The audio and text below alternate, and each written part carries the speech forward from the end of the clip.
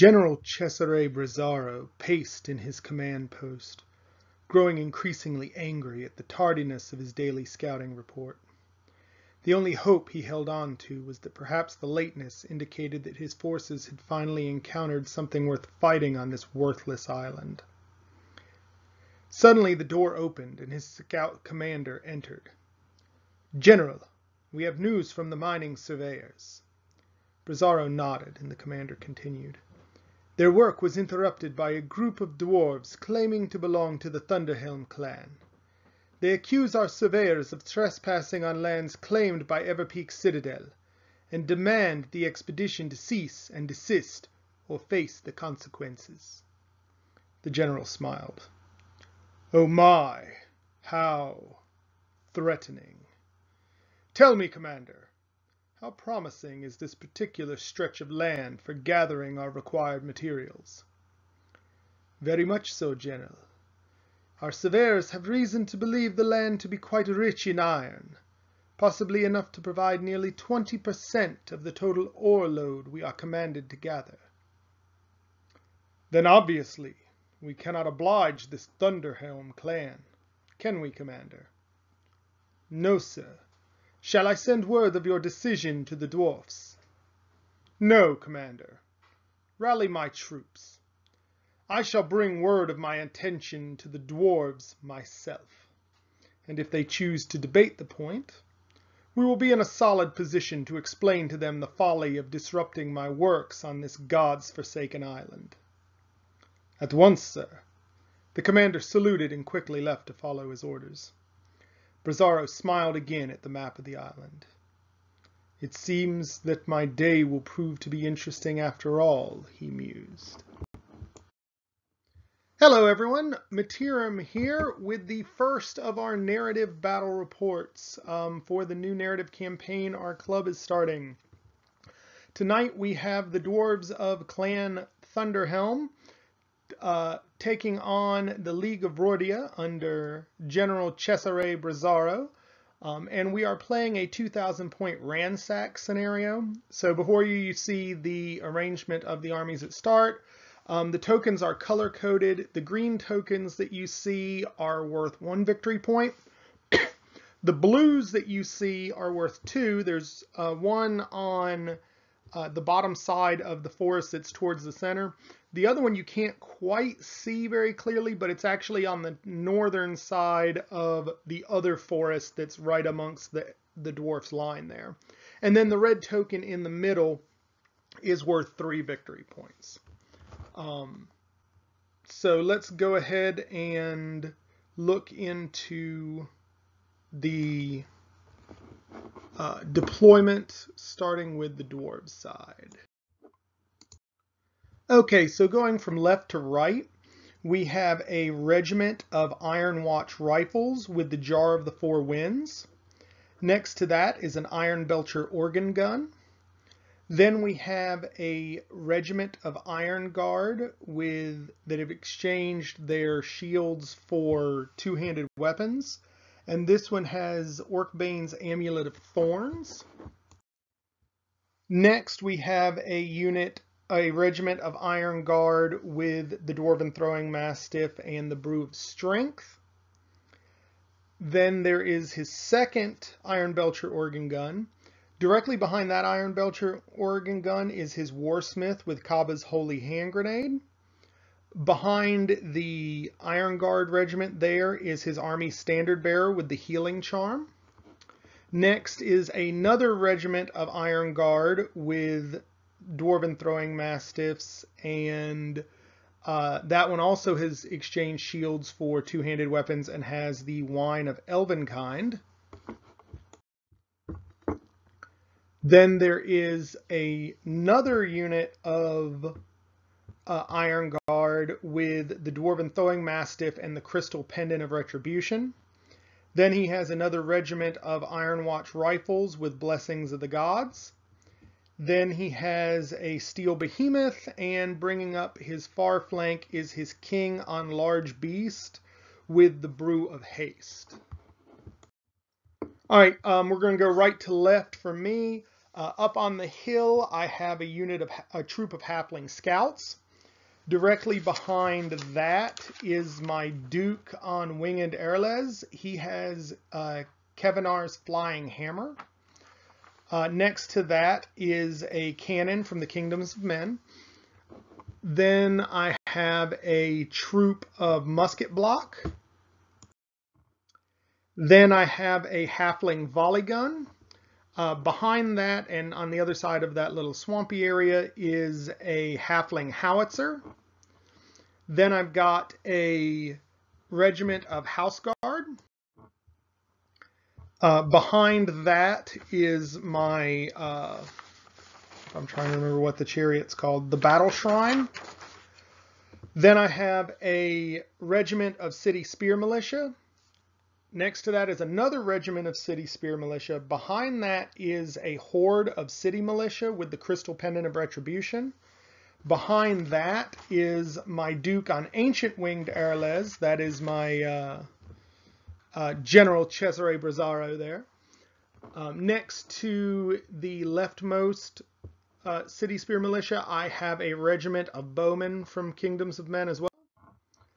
Then I have a unit of household knights in regiment formation with the Potion of the Caterpillar. And on the far end, also from the Kingdoms of Men, I have a troop of mounted scouts, and they have exchanged their bows for carbines, so they have piercing 1 and range 18.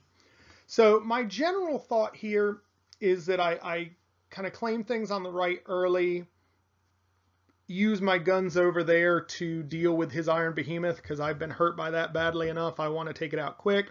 And then just try and use overwhelming force here in the center. I was using the fact that I'm behind the forest to give myself cover and break line of sight from his shooting, but I didn't really take into account how much trouble moving through that forest to claim those objectives are. So I feel like I didn't do a great job in terms of my deployment here. But I did win the roll to go first, so I decided to go ahead. I had vanguarded the scouts up.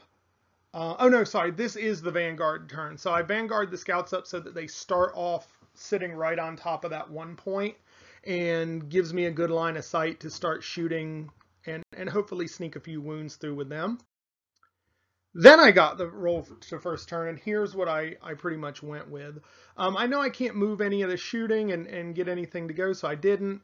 I moved over my Duke just to kind of get a line of sight on things. I've not really played with flyers much in the armies I've done so far, so I'm not really sure how best to use them yet. So I figure he's got a good range on him. I'll keep him in reserve. In the center, this is when I was like, oh crap, I can't march through this forest, so I just have to kind of slowly advance everybody. And I'm really afraid of his war machines and shooting on this side, so all I do is slide the knights to the side so they can see around the hill. And I start moving the mounted scouts on the left here around the hill to the other side. My hope is to get him past there and start causing some problems in his backfield. Maybe if I can sweep around his units and take that war machine from the back, that would be awesome. The plus side I have here is not only do I have a lot of movement, but all of his shooting has the reload rules, so it's not like he can really even like pivot or move to come to get me and still be able to fire. And the fewer turns that I have to suffer that shooting, the better off I think I am. My archers decide to go ahead and start trying to put some wounds on his war machines. They shoot and inflict a single point. And then the dwarves' turn go, and this is when he tells me, I mean, I know I should have looked at his list, but this is when he tells me he has the haste on his general on the bear, and dude just runs his ass off right up into my face. I pretty much realized that the halflings aren't going to stand a chance here, but the nice thing that I've noticed is he's gotten close enough where, due to the fact that they're nimble, I can still pivot and march and get out of his line of sight. So I'll have to give up where I'm holding on to the objective and possibly even my cannon there, but I'll keep the scouts free. Over here, he advances a little bit. He doesn't want to give me any easy charges because he knows he can soften me up with shooting. So this isn't really unexpected either. Oh, sorry for this super blurry picture, but he does a little bit of shooting now that I'm in the forest and he just has cover instead of completely blocked line of sight. So he does a wound on my spearman on the left. And he does some shooting here into the cannon and inflicts 3 wounds on it. So we go to my turn 2, and I do pretty much what I said over here. I ran the halflings so that they're out of line of sight of anything. I also brought the Duke on my Pegasus thing here up so that I can get some flank charges on either the tank or his bear if he doesn't kind of redirect over this way. And I left myself just out of range so he's not going to charge me in the flank. It's one of the big benefits of going up against the dwarves with their only 8 movement or 8 charge range. I also started moving my house guard over here because again, this is where I'm kind of realizing I left this flank a lot weaker than I intended to, and I'm definitely not happy about how this is turning out. Over here, I just kind of rearranged things. Again, I don't know if I'm being too afraid of his war machines. Having come from Warhammer and 9th Age, I'm still thinking war machines can do just a ridiculous amount. And actually they can, because I forgot to tell you guys last turn. You can see that green die there indicates that his war machine on this side did 6 wounds to that unit of spearmen, but didn't waver him or anything. So I'm kind of worried. I don't want my general to get picked off by that. So I'm kind of trying to hide him around other things just to get the cover. I know I can't block line of sight, not and have him be able to do anything. So I'm just having him hang out behind this chariot here. Over here, I go ahead and advance the mounted scouts far enough ahead so I'm not in anything's line of sight. I do decide to go ahead and advance up the knights. I know I'm going to give him some shots at me, but I figure they're more likely to survive than my stuff in the middle. So I want to kind of give him that option so that he's either going to split his attacks or split his shots here in the middle, or just not shoot at my main force that's going to claim that 3-pointer. And I'll be happy if that's the way he decides to go with it. And then during shooting, I just unload the hell out of everything on his tank here. I think I hit with the cannon and my musket guys who can kind of barely see him. I may have dropped a rock on his head with the howitzer too. So I was shooting real well. And the fact that I could take this out turn 2 was amazingly good. So yeah. I also do some random shooting. What did I shoot with over here? I must have shot with the... Yeah, I think I shot with the volley gun trying to take his war engineer out and did like nothing. I did a point of damage. And then my archers shot his unit of Iron Watch here, or Iron Guard here, and did 2 wounds. But the dwarves have such high nerve, I didn't figure I was going to do anything. And that's exactly right. So we go to dwarf turn 2, and obviously the bear decides that my cannon has lived long enough and goes to charge in there. He's not moving his shooters here because he's hoping to take out my halflings with shooting or my duke on the winged Arles. And then he marches everything up so that if I don't move some stuff, or I don't move the duke, he's going to get charged. And over here, he really doesn't move much of anything. He notices he's still outside of my charge range, so I'm going to have to come to him one more turn. So I think he's just going to take the chance to put some hurt on me before I get there. Over here, he does some shooting again. Sorry for the blurry picture. Puts 3 wounds on the knights, but that doesn't faze them. Puts a bunch more wounds on the spearmen on the right. They're up to a total of 9 wounds, and he manages to waver them. And yeah, and then he ends up shooting and putting 2 wounds on my general. During close combat, obviously his general on the, or his king on the bear is going to destroy my cannon, so he turns to face. Then we go to my turn. I squeeze out of the way here, and I advance up with the knights. I was going to charge in the front of his Iron Guard unit there that's just to the left of the house, until I realized that they had phalanx, and going in there without my thunderous charge seemed really, really stupid. So what I did here is I repositioned, kind of to trick him to thinking that I was going to work towards charging his range unit. But what I've really done here is I've set myself up in a position where I can get his flank with the unit with phalanx, and I'm pretty sure I can chew them up if I can get in there, provided I can survive one more turn of shooting.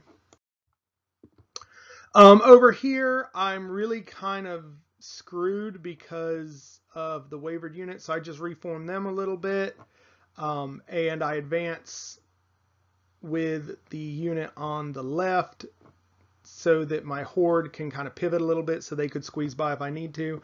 I decide to go ahead and try and ace his Warsmith so that he can't throw that grenade on me anymore. I'm figuring my general should be able to put a hurting on him and then hopefully overrun and get out of the line of sight of his Iron Guard there. So I'm just keeping my fingers crossed that that's how that goes. The nice thing is he hasn't advanced up enough to really be threatening any of the tokens in the middle, so I'm still holding that pretty strong. Over here, I realize he's actually not close enough to charge my flank with either of his forces in the woods. So I go ahead and reform, figuring that he's probably going to go after something over here, either the volley gun or my troop of musket fellows here. So at least this way I've got a counter charge once he wastes them. I reposition the Duke for basically the same reason. And over here in another blurry picture, I put 3 wounds on his Iron Watch rifles with some shooting. And I try to drop a rock on his bear general here. Oh no, I didn't drop a rock with it. I was shooting them with the halflings who had turned around. Yeah, so the halflings here shoot him and get 1 wound through on the Bear King. And then I decide to open the hell up on this unit. I think this is pretty much with just about everything I've got shooting-wise. I end up sneaking 6 wounds through, but then I botch the nerve roll, and they're not going anywhere. And over here, bad things happen. I do a bunch of wounds to the War Mage, or the Warsmith, but when I roll it, I roll 1 point shy of routing him and get him wavered instead, which backs me off an inch and puts me in a horrible position to eat a flank charge here from his unit of Iron Guard. So we go into the Dwarf's turn. He advances with the unit on the right there, kind of repivots with his Iron Guard with the great weapons. And then in the center here, he comes right into my flank on his general. I'm kind of figuring that General Bresaro is in lots of trouble here. He's probably going to get routed, and that's going to cause me some significant problems. He also decides to go for the volley gun here as his target, which is going to be messy. I'm figuring he probably will route that, and if he rolls well enough on his overrun, my whole positioning with the house guard is going to be useless because he'll be out of their line of sight. Nothing over here moves, so he opens up. His shooting gets the knights up to 8 wounds, but then he rolls really low on the nerve check, so they're fine. He does some shooting over here. something or other. I don't remember what it was that was shooting over here. Maybe his war machine can see them. And so they're up to 4 wounds now. And then his riflemen on this flank end up putting a single wound on the halfling scouts, and then he rolls well enough on the nerve check to waver them. So that didn't really help me much. And of course, the bear ends up just doing horrible things to my volley gun, but then he rolls like garbage for his overrun, and I can still see him just barely. But it's going to be enough to open up a pretty big flank, and I've got my Duke in the rear, so I'm figuring his Bear King will be out of my hair next turn. Over here, he puts a bunch of wounds on my Duke on the Ancient Arales, but then rolls very badly and does not even waver him. So he backs off an inch, and I need to get him the heck out of dodge.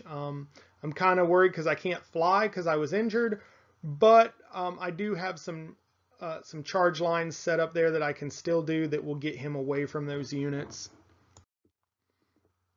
So we go to my turn, and my plan works great. In comes the knights into the flank of this Iron Guard unit, and I'm pretty sure I can at least waver them, which will get the job done.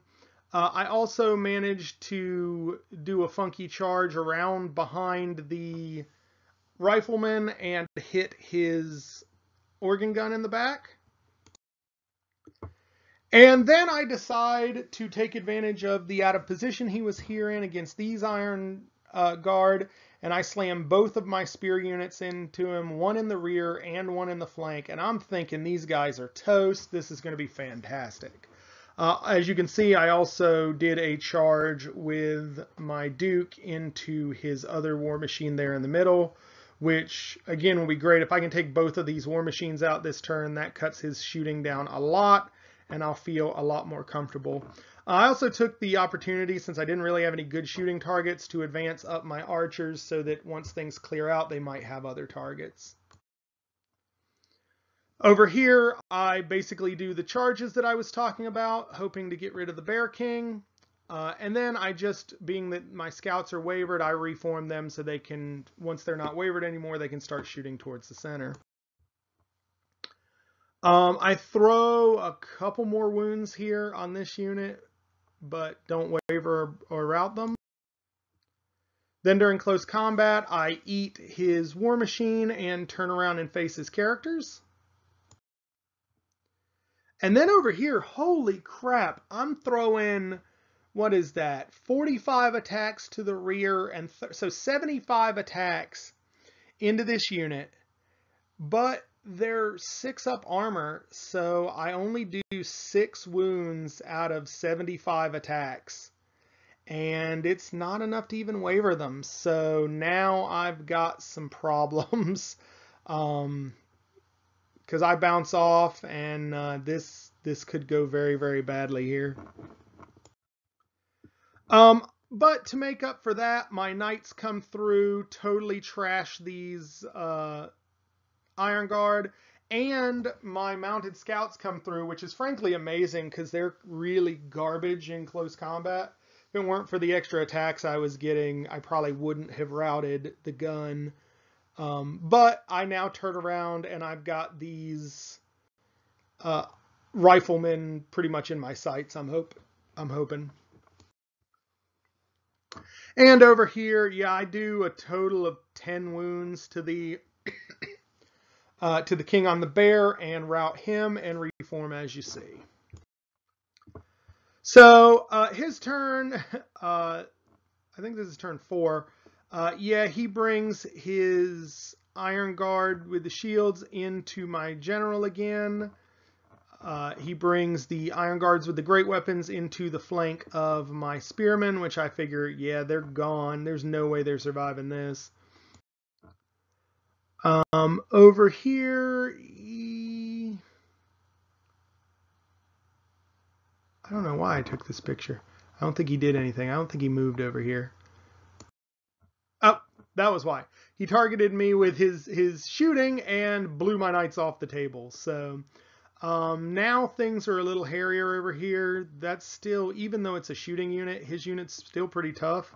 And Lord knows my poor mounted scouts won't survive if I charge it. So my plan here is to just run them around him in circles and shoot him and hopefully take him out with shooting. Over here, his shooting takes out the halfling scouts. Again, he only did 1 wound, but then he rolled an 11, which was on the nerve check, which is enough to make them run away. I think he does a heal with his BSB and heals a little bit off of the topmost Iron Guard unit.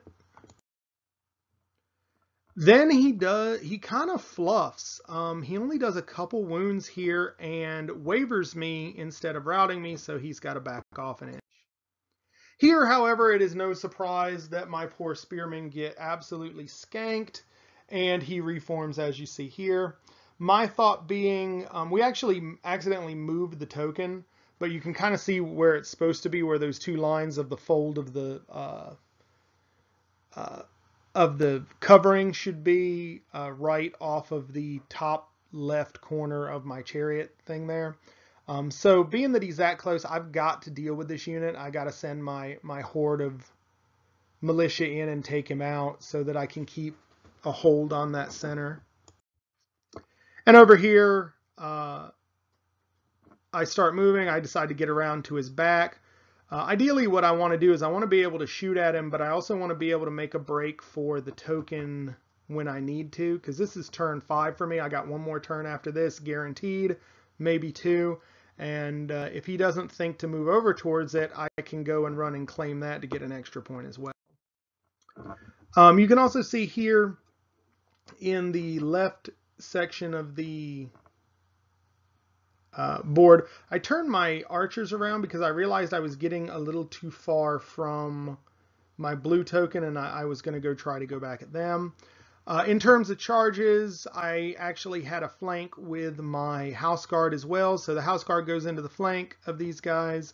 The militia goes forward, and then I bring my other duke up basically to give me some more inspiring here, but also to start threatening some of his stuff on the sides and rear so that he doesn't get too uppity. It looks like I have the black square next to these spearmen. I think he actually threw his grenade into them and ended up wavering them last turn, so that's why they're not doing anything.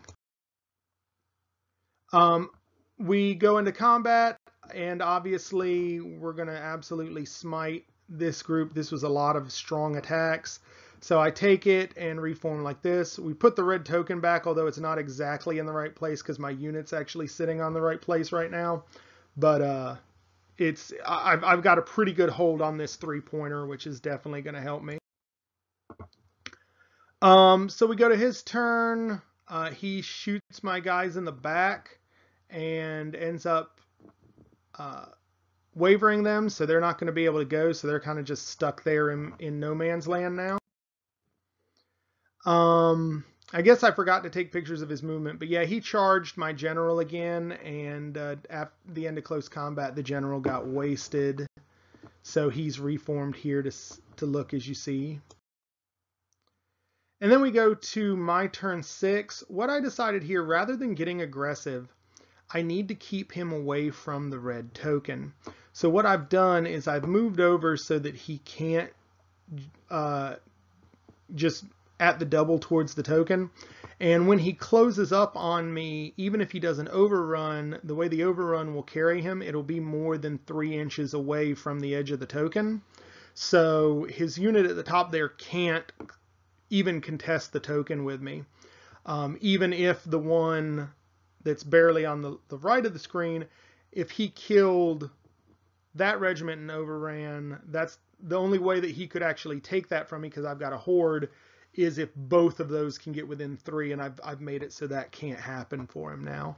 Also decided to go ahead and charge my remaining Duke on the Erles into his Warsmith just to take him out, hopefully. And I backed up my chariot, which puts its tail end just within 3 inches of the blue token that's in the back, so that I'm claiming that one as well. Over here, I decided to advance here to go for this token. And then I reformed facing this green token with the archers so that if I do get a turn 7, I can advance them up the hill and they'll get it. You can also see in the top left here, I moved my troop as best I could to claim the green token in the top corner. Unfortunately, I didn't really have enough movement and setup so that I could get all the way around and block him from getting close. So if he chooses not to attack me this turn, he can take his 90-degree pivot and move forward, and he'll actually contest it and take that one. I do some shooting. I get a couple more wounds through, but I can't waver or rout them. I think, I do one more shooting with the howitzer that's still there in the back and inflict a single wound on his unit of Iron Guard here that's in the forest. I do one more wound to his war smith, which is enough to waver him, so we bounce off. And then we go into dwarf turn 6. He does pretty much what I expected, pivots and moves, so he's within 3 inches of the edge of the green token now, so he'll claim this one. He realizes what I'm doing, but at this point he decides to go for body count and charges the spearman and my house guard. And then he moves up his rifleman here so that he can sit on this green token. It will also give him a shot at my riflemen that are on the hill there if we get a turn 7. So if he can kill those guys, then I won't be claiming that point either. So we go into the combat in the middle. Obviously, my poor beaten spearmen are not going to stand up against that almost perfect unit of Iron Guard, so he kills them and reforms like this so he can go at my horde in the event that we get a turn 7. And over here, his dwarves take out the house guard, even though they are hindered. He doesn't do all that many wounds, but he rolls like a boss on his nerve check, and I was just out of range with my very inspiring Duke. So they get routed, and he ends up an inch off the flank of my horde here. And if we get a turn 7, I am absolutely screwed, because he's going to come in on the flank and the forward there and show me a new lesson in pain. King Groomy Thunderhelm sat quietly in the throne room, reading over the reports of the theft of his lands. A low grumble echoed throughout the room as he read the details. Normally, such a theft would have brought the king to mobilize all of his forces in retribution. This time that would not be the case, however. King Thunderhelm knew all too well how to spin this theft in his favor and utilize forces that were not his own. So he called for his scribes and had them draft a letter to the Lord of Port Vicor. He would have the Elf Lord send relief forces to the area in his stead. His enemy would have the lands they had claimed in battle, but he would make sure they bled for them, and they would bleed deeply. Besides, the king could think of no better way than to force his assailants into a war on 2 fronts, a war that the king could move into bettering his own people's wealth and prosperity. So we rolled for turn 7 and did not get it, so the game ended here, and we counted up the points. It was a victory for the League. It was a 6-3. I controlled my side's blue token, the red token, and the green token on the far right. My opponent controlled his blue token and the green token on the far left. So very solid victory for the League. Even though the general was routed off the field, his forces held strong, and the League has claimed mining rights from the Thunderhelm clan. So this was definitely a very interesting game. It's nice to see that having more units of a lesser quality still doesn't necessarily eliminate you completely. My opponent, his dwarf list tends to be very heavy on Iron Guard because it's just what he has in terms of models that lets him hit the point value for 2,000. So it's like everything in his army is just elite, so it's hard to deal with. I feel like I had deployed stupidly, but I kind of made the best of it. I think I was more afraid of his shooting and artillery than I needed to be. Had I been a bit more aggressive, I might have done better on my left flank. But I really can't complain. By having such an overwhelming force in the center, it let me do what I needed to do and claim the red token, which was really the key to the victory here. But it was a very narrow victory. Had we gone into turn 7, I probably would have lost because I would have caught both of those Iron Guard units into my horde there, and I don't think they would have stood that at all. So he would have wiped me off the board there, and I would have essentially surrendered that 3-point token to him. But all in all, this is good. It advances my league's standings and holdings in the region and puts the dwarves on the back end, although it does look like they are cooking up a plot and a potential alliance to cause me some significant problems in the future. So hope you guys enjoyed this one. It was a hell of a lot of fun to play. If you have any questions, comments, any rules concerns you guys think we missed or messed up on, certainly leave them below.